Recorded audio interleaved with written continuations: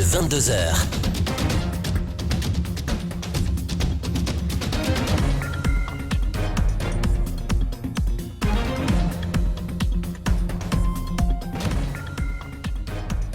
Bonsoir et bienvenue au sommaire de cette édition. Des hommes en uniforme ont perdu la vie au cours du coup d'État du 5 septembre dernier à Conakry.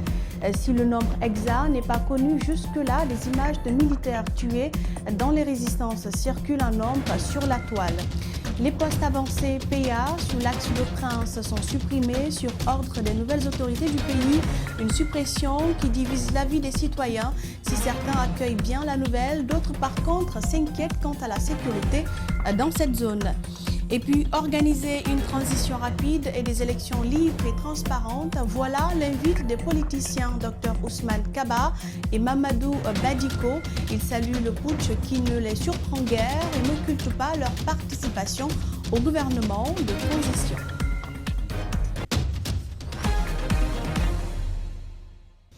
Nous commençons cette édition par cette brève sur invitation du Comité national pour le redressement et le développement. Le général Aboubakar Sidiki Kamara, alias Idi Amin, est arrivé à Conakry hier lundi.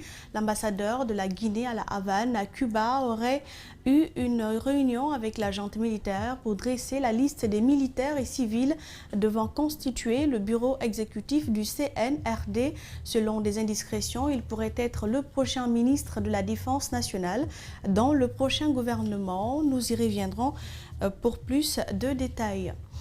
Le pouvoir d'Alpha Condé est tombé des vies. Avec combien d'hommes de la garde présidentielle ont-ils perdu la vie? Difficile de répondre. Seule certitude ce matin, plusieurs photos de militaires tués dans la résistance ont circulé sur la toile. Mamadou Saliouba et Ibrahima Souri Kamara pour les détails. Il s'appelait Youssouf, Abdourahmane, Antoine. Des jeunes militaires, des hommes de la garde présidentielle comme Abdourahmane Kaba, 24 ans, tués dans le coup d'État du 5 septembre 2021. Ce matin, dans sa famille, tristesse et consolation.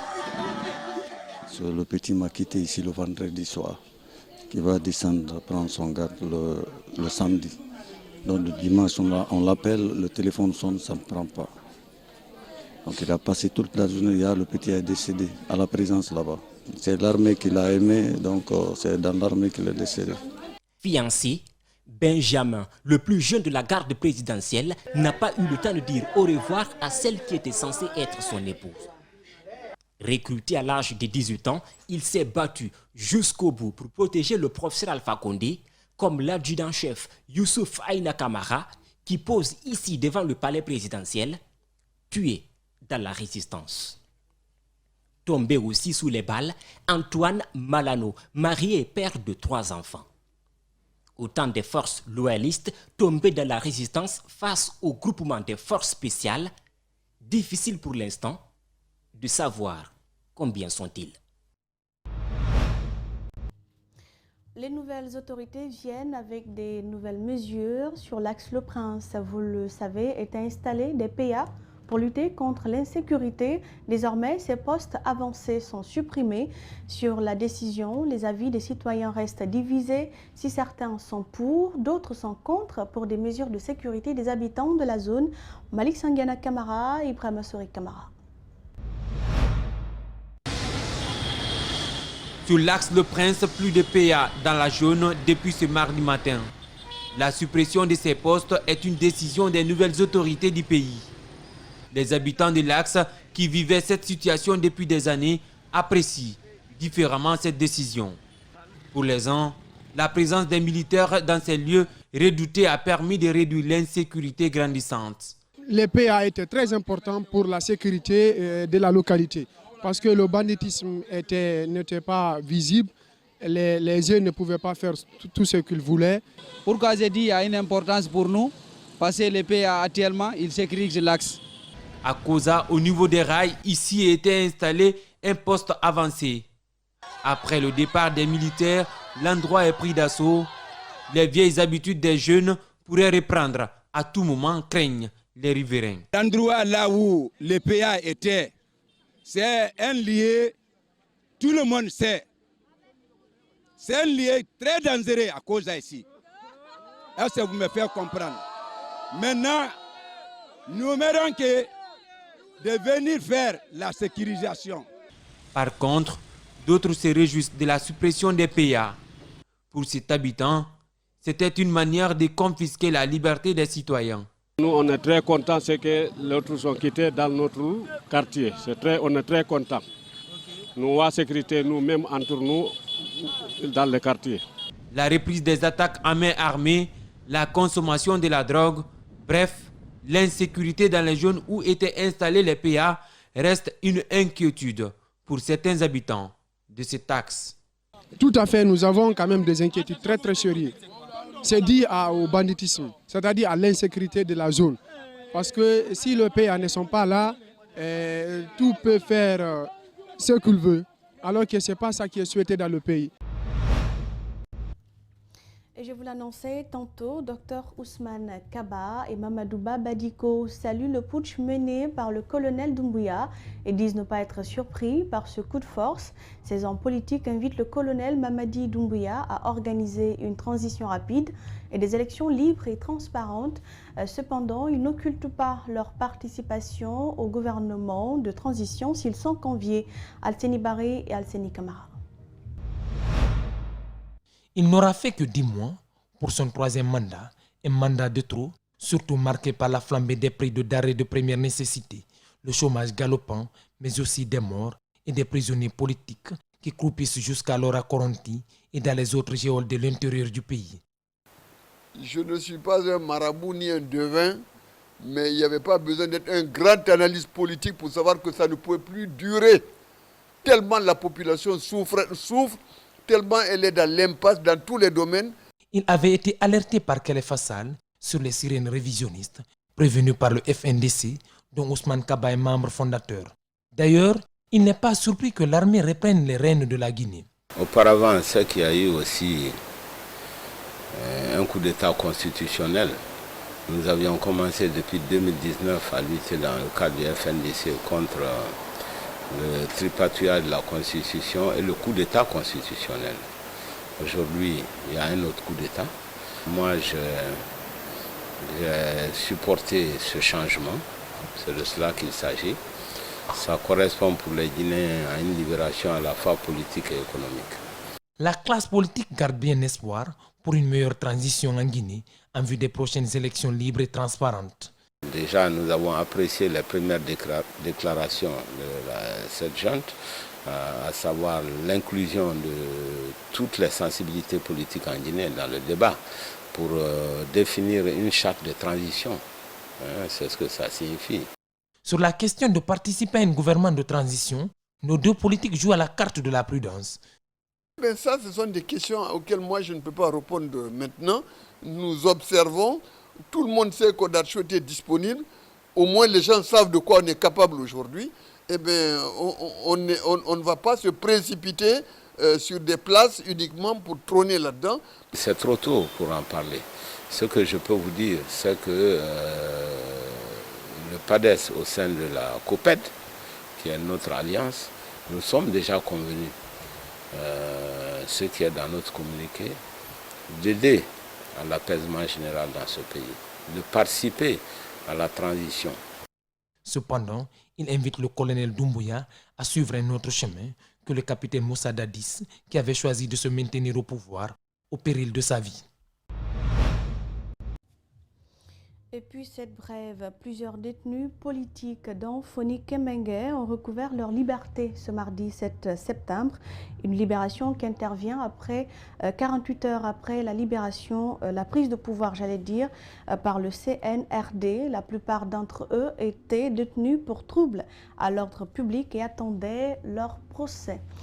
Le coup d'État contre le président Alpha Condé est le fruit de la malgouvernance dont il est lui-même comptable. Ces propos sont des citoyens de Cancan qui étaient jusque-là le fief traditionnel du RPG Arc-en-Ciel. Outre l'arrestation des anciens dignitaires du régime Condé, des citoyens disent attendre aussi des nouvelles autorités, l'unification du peuple de Guinée et l'allègement du panier de la ménagère. Alpha Omar Keïta, notre correspondant régional, leur a tendu son micro pour nous. Voici son reportage.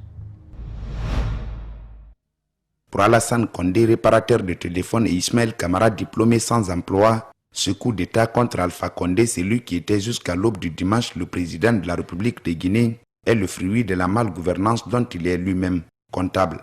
Ce qui leur fait dire qu'il est venu à point nommé. Pendant 10 ans de souffrance, sincèrement dit, je dis un grand bravo à ce monsieur qui vient de nous délivrer.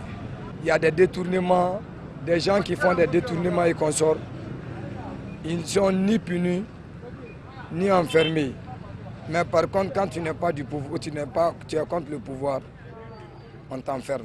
Malgré le coup d'État est interdit, mais quand vous regardez la situation actuelle que nous vivons, ce coup d'État est la bienvenue. Le pourquoi? Parce que la vie était complètement chère. Et du jour au lendemain, on ne faisait que s'enfoncer dans les difficultés. On était sous la malgouvernance. Et cette mauvaise gouvernance-là a toujours des conséquences. Nous vivons des conséquences aujourd'hui. Si Alassane estime qu'aucun ancien dignitaire du régime Condé ne doit figurer dans le futur gouvernement d'union nationale, annoncé par le président du Comité national du rassemblement et du développement CNRD, Ismaël lui souhaite que tous ces anciens dignitaires soient arrêtés et traduits devant les juridictions compétentes pour répondre de leurs actes. Il faut qu'on ramène un nouveau groupe qui peuvent travailler et qui peuvent faire développer la Guinée. Et c'est ce que moi je veux. Et non les anciennes personnes qui ont déjà fait des années, qui n'ont rien apporté à la Guinée. Si c'est moi, Doumbouya, le colonel Doumbouya, je commencerai d'abord à arrêter le chef du gouvernement. Aujourd'hui, ils ont poussé le président dans l'erreur. Comme le président est arrêté aujourd'hui, ceux qui s'est tapé les poitrines hier, aujourd'hui où ils sont? Qu'est-ce qu'ils disent? Ils ne disent rien. Tout ministre qui a contribué au changement de la Constitution et à l'obtention du 3e mandat par le président de la République, Alpha Condé, doivent tous être arrêtés. La création de l'emploi pour la jeunesse, la sécurité des personnes et de leurs biens, la réduction du coût du panier de la ménagère, la paix et l'unité nationale sont entre autres attentes que formulent ces jeunes auprès des nouvelles autorités du pays. En attendant, les Guinéens continuent à tirer le gable par la queue et le climat de méfiance par le fait de la politique continue à résonner dans les esprits.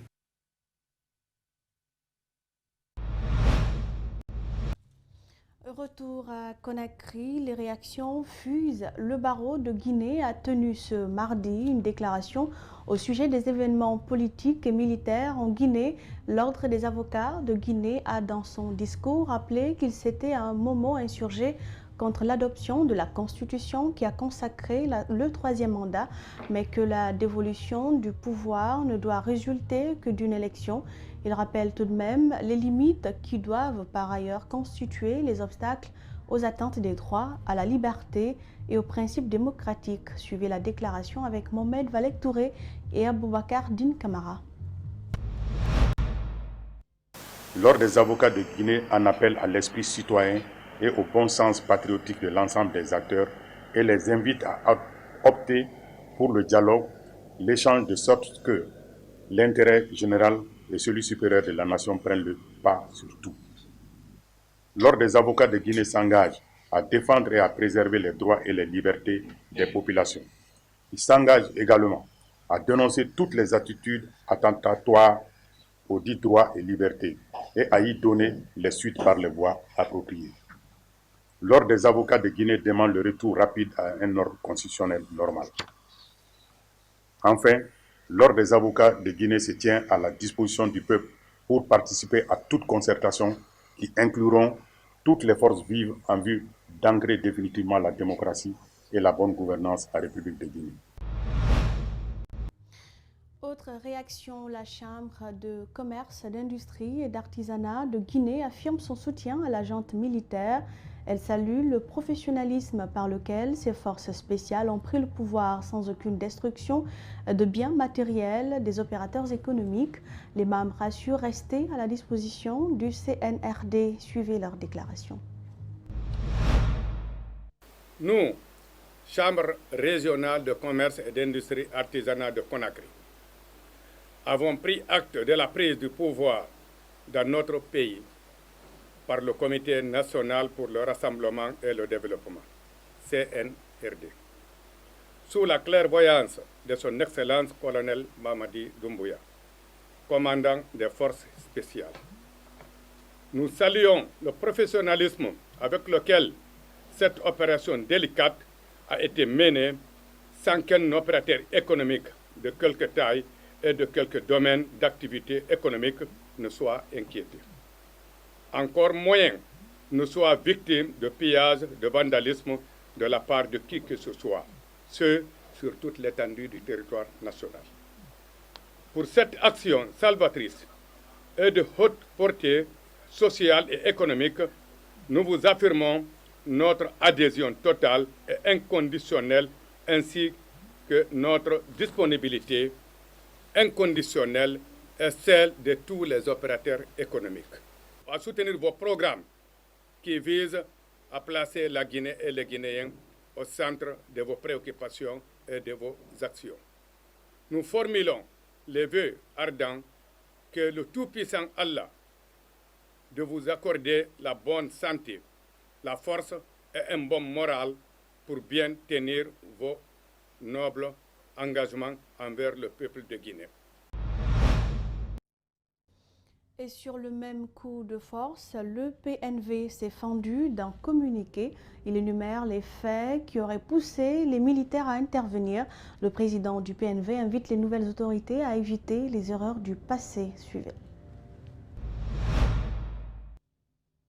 L'organisation en mars 2020, dans des conditions très peu crédibles, des élections référendaires censées traduire la volonté du peuple vis-à-vis de la nouvelle constitution, et celle des élections législatives qui devraient permettre d'élire des représentants à l'Assemblée, ont porté un coup dur à notre jeune démocratie.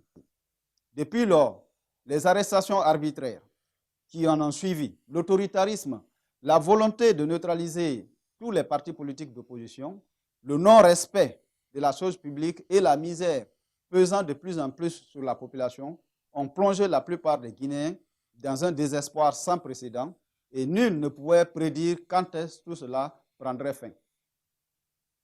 C'est pourquoi le PNV estime que du moment où, dans ses prises de décision, le régime de M. Alpha Condé ne faisait plus référence aux lois de notre pays, nous étions d'ores et déjà dans un régime d'exception, avant même que le CNRD ne suspende la Constitution.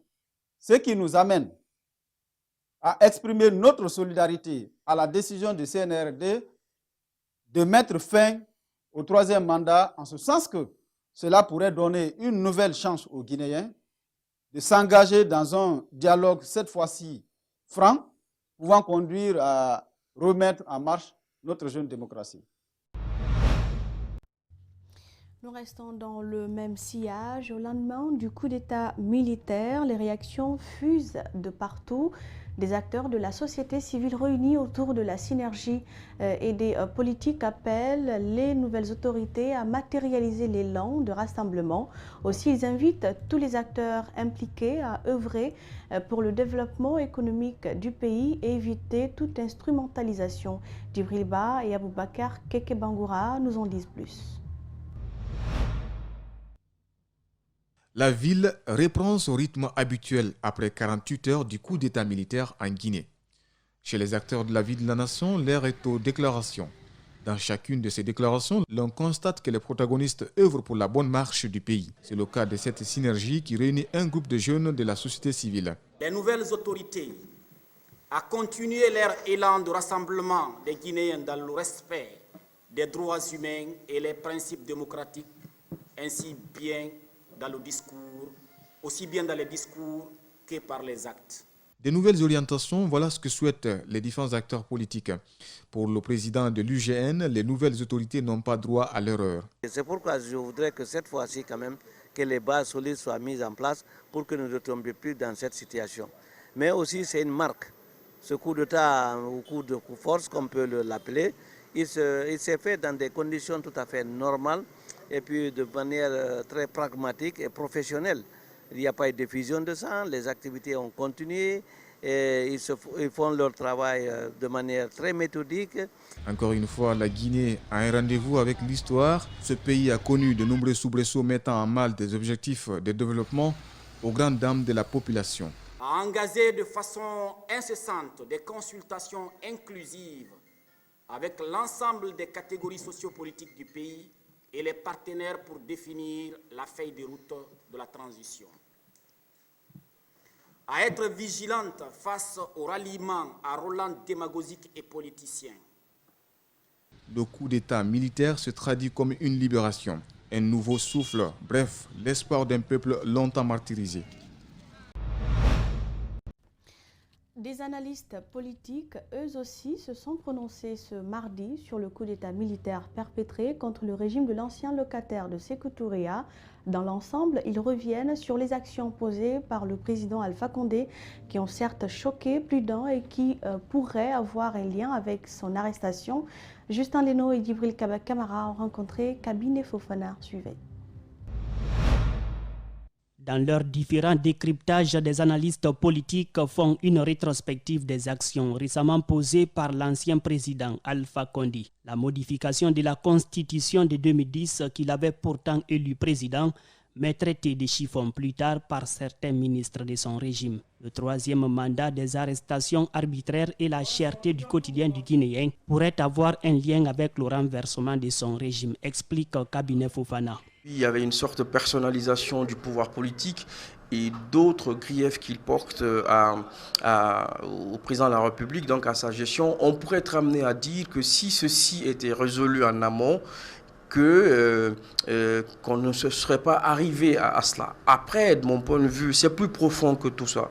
Parce que ce dont il est question, il y a quand même une année qui est passée.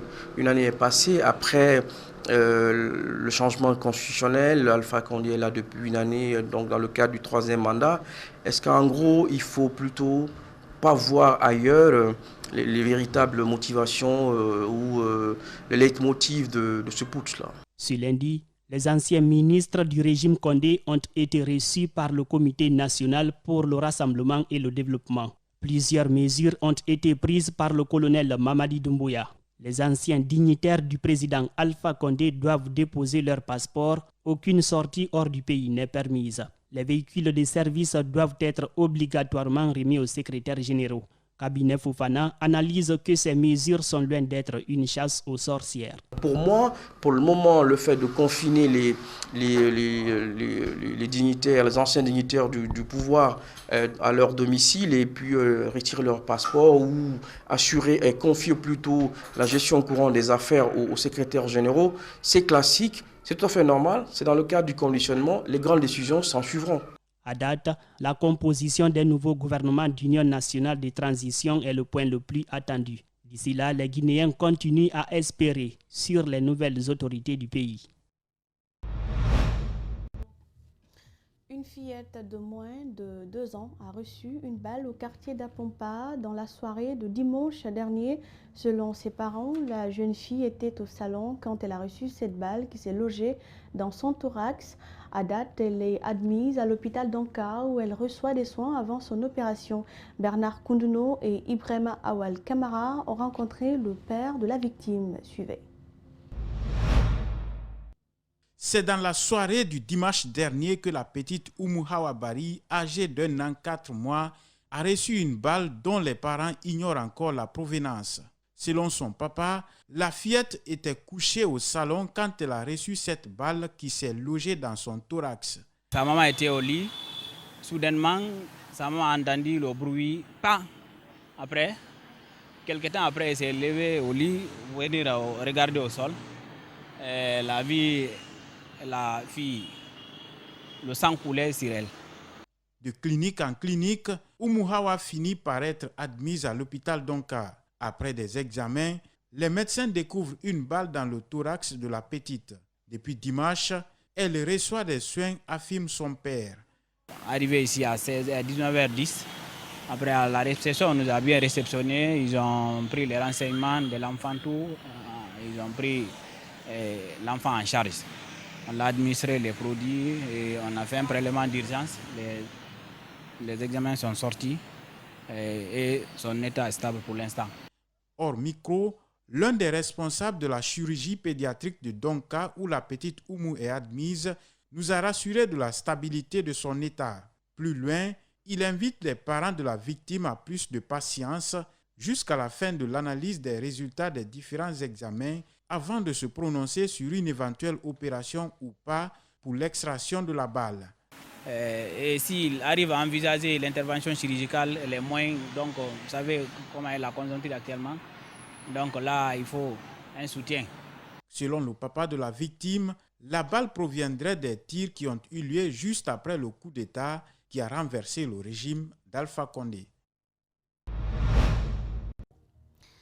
Quelques jours après la prise de pouvoir par le CNRD, les activités peinent à reprendre normalement, surtout celles économiques. Certains opérateurs économiques ont fermé les magasins et restent en observation au grand marché de Madina et d'autres ont ouvert mais demandent aux nouvelles autorités de prendre les dispositions pour plus de sécurité et faciliter la tâche. Antoinette Dédé, Onivogui et Amara Alexila. Juste après la prise de pouvoir le 5 septembre dernier par le Comité national de rassemblement et du développement, le colonel Mamadi Doumbouya a par ailleurs ordonné la reprise des activités régaliennes par tous les citoyens. Mais à faire le constat, cette reprise peine à être effective dans la capitale guinéenne. À Madina, où nous avons fait un tour ce matin, certains magasins ont fermé portes et fenêtres et d'autres non. Ces citoyens que nous avons rencontrés est aux aguets près de ces magasins par peur d'être vandalisés. Nous connaissons tous les coups d'État en Guinée, donc par peur d'être vandalisés, je n'ouvre pas pour le moment mes magasins. Beaucoup sont en observation. Ceux par contre qui ont ouvert se plaignent de la rareté de la clientèle et demandent par la même occasion au tout nouvel homme fort de renforcer la sécurité au marché de Madina pour la sécurité de leurs marchandises. Non, aujourd'hui, il n'y a pas de marché d'abord ici, mais quand même chaque jour, il y a au moins 2 ou 3 motos, ça passe sur notre aliment ici. Les magasins à Madina, les boutiques qui sont chargées des marchandises, de sécuriser du matin au soir, de la nuit à 7 h du matin. Parce que pour ne pas que les trafiquants, les bandits qui sont dans le quartier profitent de casser les magasins. Aboubakar Bobadi Kamara a lui invité l'ensemble des opérateurs économiques du pays à la vigilance face au climat d'insécurité qui règne. Aux nouvelles autorités, il demande de faciliter la tâche pour la fluidité des affaires. Donc,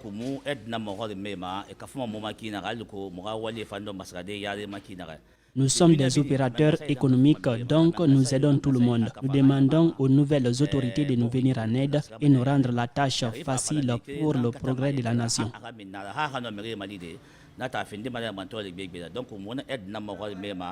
Le colonel Mamadi Doumbouya a tout de même rassuré les partenaires et les investisseurs étrangers en déclarant publiquement que les contrats économiques et miniers signés sous le régime d'Alpha Condé seront tous respectés. Au lendemain de la prise de pouvoir par l'armée, les espoirs sont nourris un peu partout dans le pays. C'est dans ce sens que Fodé Moussa Silla tente de relancer son projet de 6000 stages directs, un projet qui a échoué sous la direction de Ibrahim Kassori Fofana, ancien Premier ministre du président Alpha Condé, destitué ce dimanche 5 septembre par le CNRD. Mamadou Bouléré Diallo et Yacoba Traoré pour les explications. Fodé Moussa Silla tente de saisir la balle au rebond.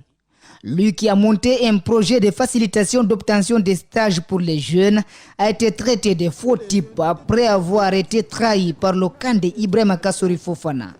Le jeune a même été arrêté par les services spéciaux de la lutte contre le grand banditisme. Des personnes mal intentionnées, il paraîtrait, ont désinformé l'ancien Premier ministre, soit disant que les dossiers étaient réceptionnés moyennant un montant de 400 000, ce qui a été démenti même par les différents candidats qui ont déposé leur dossier. Donc, c'est ce qui m'a amené. Mais quand les services de Kegoro ont mené des enquêtes, ils ont trouvé que c'était une déclaration qui n'était pas fondée. Ils n'ont pas trouvé la vérité dans ces déclarations. Ils m'ont libéré. Le projet a suscité beaucoup d'intérêt chez les jeunes Guinéens. Son porteur ne donne pas de statistiques exactes, mais nous avons appris que plus de 4000 dépôts ont été enregistrés avant l'arrêt du projet. Cette initiative prioritaire 6000 stages avait mobilisé des dizaines de milliers de jeunes dans tout le pays, y compris le Maroc, la Tunisie, les États-Unis. Nous avons reçu des dossiers un peu partout. Fodé Moussa Sylla tient encore à son projet. Dans les prochains jours, il va le soumettre aux nouvelles autorités du pays pour un examen afin d'obtenir un accompagnement. Je souhaite vivement un regard bienveillant des nouvelles autorités sur la situation de la jeunesse guinéenne qui souffre et qui continue à souffrir. Selon Fodé Moussa Sylla, son projet, s'il est approuvé par le CNRD, va aider 18 000 jeunes par an à intégrer le milieu professionnel à travers des stages pratiques. 2 jours après la prise du pouvoir par l'armée guinéenne, les opérations de vaccination contre la Covid ont repris dans les sites identifiés pour la circonstance. Ce matin, dans la commune de Matoto, les candidats à la première et seconde dose se sont fortement mobilisés pour la prise de vaccins. Malgré cette reprise, certains citoyens se réserveraient pour le moment, d'où le dysfonctionnement de plusieurs sites de vaccination dans la capitale. Le constat avec Ali Badara Kamara et Abdoulaye Kamara.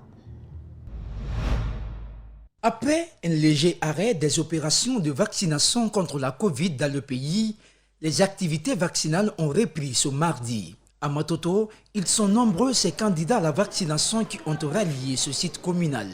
Ici, après 2 heures de travail, 42 personnes ont reçu leur première dose et 15 candidats les 2 doses. On a commencé les activités à partir de 8 heures du matin et présentement nous sommes à une 50aine de personnes vaccinées. Et les gens, comme vous-même vous le constatez, les gens commencent à venir petit à petit. Et nous espérons que les gens seront informés que les activités ont repris. À peine relancés, les agents vaccinateurs enregistrent quelques difficultés mineures. Mais les difficultés que nous rencontrons, vous verrez des gens qui viennent ici vers les 10h, 11h, trouver qu'il y a de l'ordre. Ils sèment de la pagaille en disant que je suis devant telle personne, il m'a trouvé ici. Et aussi, nous prenons des personnes âgées devant les jeunes. Pourquoi? Parce que ce ne sont que nos mamans et nos papas. C'est ce qui fait que nous leur priorisons pour se faire vacciner afin de prendre leur première et deuxième dose. Après le coup d'état militaire, certains citoyens apeurés par la situation ont carrément boudé quelques vaccinodromes. Depuis le lancement des opérations de vaccination, ce site de Gbassia ne désemplit pas. Mais aujourd'hui, quelques candidats seulement étaient visibles sur les lieux. L'Agence nationale de sécurité sanitaire nous a doté de vaccins en grande quantité qui sont disponibles. Mais il serait important que la population comprenne que la contamination communautaire existe toujours et que le fait de venir se faire vacciner serait très important pour nous permettre vraiment d'arriver à bout à cette maladie. Ne pas se faire vacciner est un grand risque et cela pourra vraiment nous faire retourner encore dans un passé très récent où nous avons assisté à de nombreux cas de décès. À ce jour, 285 personnes sont admises au centre de traitement épidémiologique de Gbassia, avec 43 patients à la réanimation et 12 personnes ont été déclarées guéries dans ces derniers jours. Et le centre stocke une importante quantité de doses. Autre fait de l'actualité, les inondations continuent de faire des dégâts à Conakry. C'est le cas à Koloma Marché dans la commune de Ratoma. Plusieurs foyers ont enregistré des dégâts matériels causés par la forte pluie. qui s'est abattu dans la nuit du lundi sur Conakry. Les citoyens pointent du doigt les autorités du dit quartier qui, selon eux, ont laissé passer des constructions anarchiques. Suivez le reportage de Djena Bangoura et Aboubakar Souma. Cette famille s'est vue envahie par les eaux de la forte pluie qui s'est abattue sur Conakry vers 1h du matin. Ici, plusieurs objets ont été emportés par l'eau. Ce sont ces constructions anarchiques sur ce canal d'évacuation d'eau qui seraient la cause de ces pertes. Lorsque nous on est venus ici, les caniveaux de marché jusqu'au bord, c'était ouvert. Mais en ce moment-là, ils ont construit les maisons au-dessus des caniveaux. Selon ces victimes, ce n'est pas une première dans ce foyer. Ils accusent le chef de quartier de laxisme face au manque de civisme des citoyens. Là, moi, je n'ai vu aucune réaction des autorités. Ce qui s'est passé ici, c'est la 3e ou la 4e fois que ça se fait à chaque saison. Mais il n'y a eu aucune décision qui a été prise, aucune solution. Rien. Parce qu'hier même, il a failli avoir une altercation entre les voisins et nous, parce que nous, on voulait coûte que coûte casser ce mur-là. Ce premier responsable de ce quartier reconnaît d'abord les inondations dans cette localité avant de rejeter toutes les accusations portées contre lui. Je m'inscris en faux en me disant que le chef de quartier a été informé maintes fois et que je n'ai pas réagi. Ils sont même cause de l'inondation. Parce que c'est un cours d'eau. Si vous avez vu là-bas, c'est un cours d'eau. Leur mur même a dépassé les bornes. Ils sont venus jusqu'au lit. Il ne pourra apporter aucune aide, sinon que de sensibiliser ses habitants, dit-il. Je vous assure, en tant qu'être humain, si j'ai été informé le matin, je vais informer toute la commission. On s'est parti nous-mêmes faire l'état des lieux. Nous sommes partis voir ce qui s'est passé. Mais depuis le matin, personne ne m'a vu parce que personne ne m'a informé. Ça, donc c'est une consolation et nous demandons pardon. Et je ne peux pas m'engager à prendre la responsabilité de faire des dédommagements. Je ne peux pas. Ces inondations se répètent chaque année au moment de l'hivernage, au plus grand désespoir des populations. Des inondations qui font parfois des pertes en vie humaine. Insécurité à Conakry, on en parle encore. Une famille a été victime d'actes de vandalisme par des hommes inconnus dans la nuit de lundi à mardi au quartier Ansoumania Plateau dans la commune de Ratoma. Le pire a été évité de justesse, mais les dégâts sont énormes. Les victimes invitent les nouvelles autorités à assurer la sécurité des personnes et leurs biens.